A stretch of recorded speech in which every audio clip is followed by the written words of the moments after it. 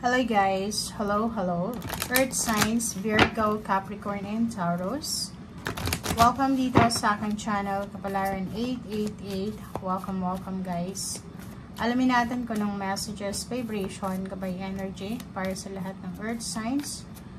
Ito ay general reading, so I hope na makaresonate ka, makuha mo yung energy, okay? So Earth signs, dalawang babae ito na importante sa'yo sa ngayon. It's either isang medyo may edad na or isang mayaman. So, it's either boss mo yan or yung isa is in-laws or parents, siblings, or kung sino man sila. So, nakikita ko sila dito na isang mayaman na babae. It's either single siya or may asawa or kung sino man siya. Nakikita ko siya dito na parang siya yung model mo, role model. Or parang nakikita ko siya dito na siya yung yun, iniidolo mo. Or kung ano man siya, comment down below kung bakit ganyan. Tingnan natin kung bakit lumabas yan.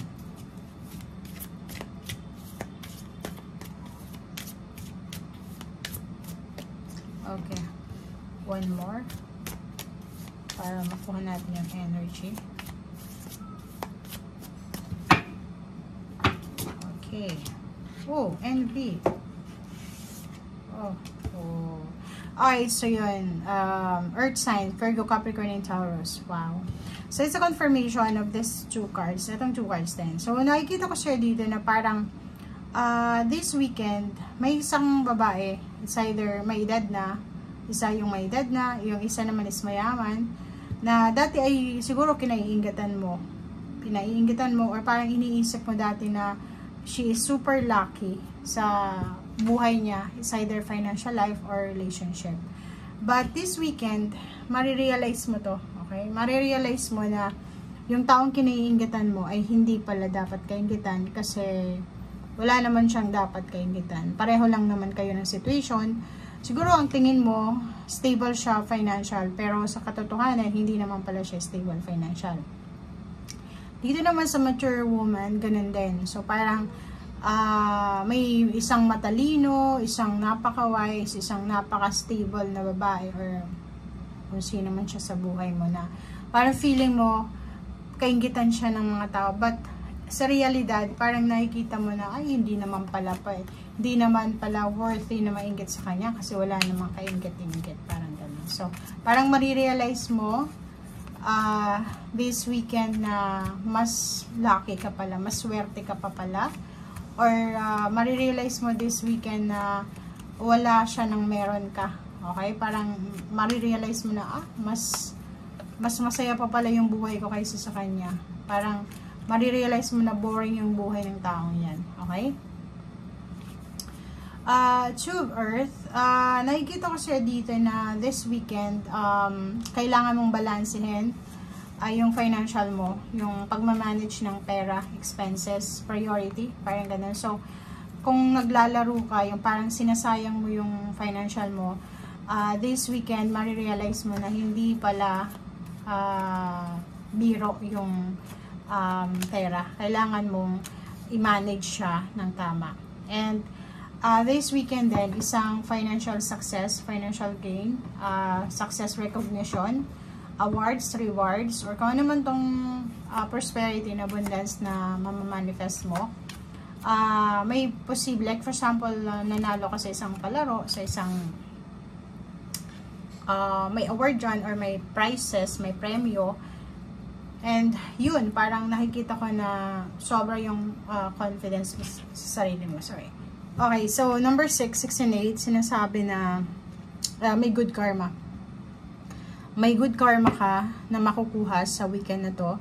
It's a positive karma siya, so it's a success. Kung ano man tong sinakripisyo mo ay posibleng ibabalik sa'yo ng universe 10 times.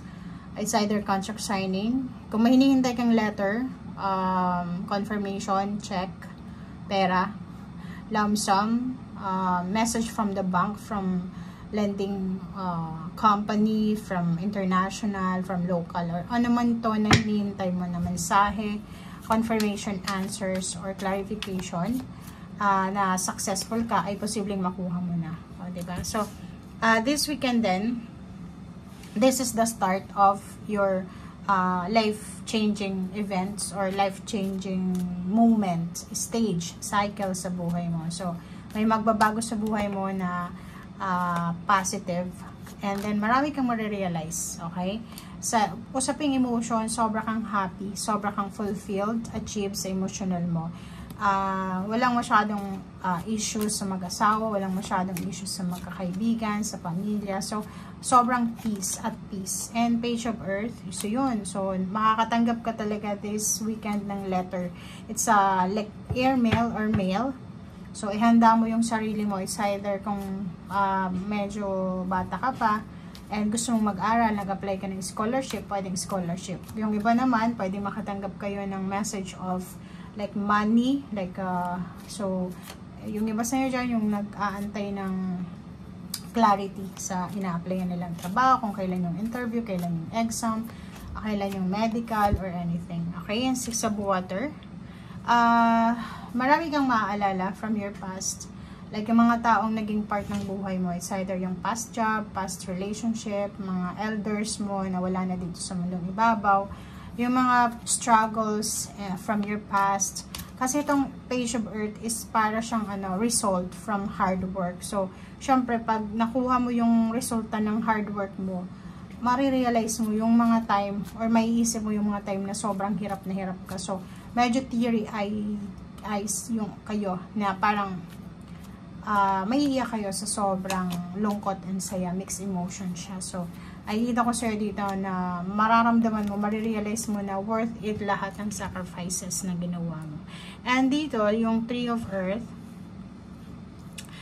sinasabi ng 3 of Earth na yan na yun, yung recognition, yung awards, rewards sa matatanggap mo, or collaboration, is galing yan sa talent mo. Diba? So, parang, for example, sa trabaho, mare-recognize ka as one of the best na employee, or pwedeng yung iba sa inyo dyan, sa company, or sa community, sa barangay nyo, sa Pilipinas, sa ibang bansa. So, nakikita natin yung recognition kasi job well done, diba? So, ginawa mo yung best mo and wala kang sinayang na oras, or yun, ginawa mo yung best of the best. And last card natin is number 10, the Wheel of Fortune. So, this weekend, it's the completion, achievements, or the start na siya ng pagpasok ng good luck, ng progress, ng transformation, ng change, ng justice, ng good karma, ng recognition, lahat, happy moments, balance, lahat dito. So, sinasabi na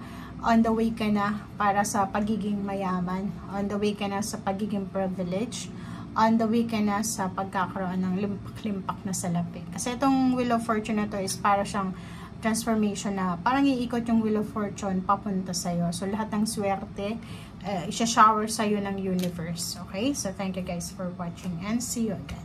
Bye!